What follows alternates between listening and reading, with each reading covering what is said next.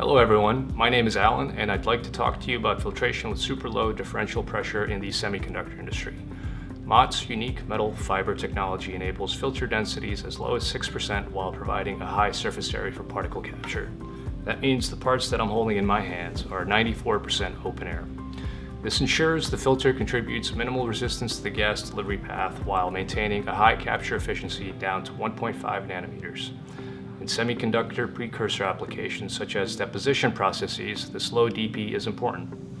These processes use expensive, low vapor pressure chemicals, and so large DP swings across a filter could cause flashing, bubble formation, and unstable flow.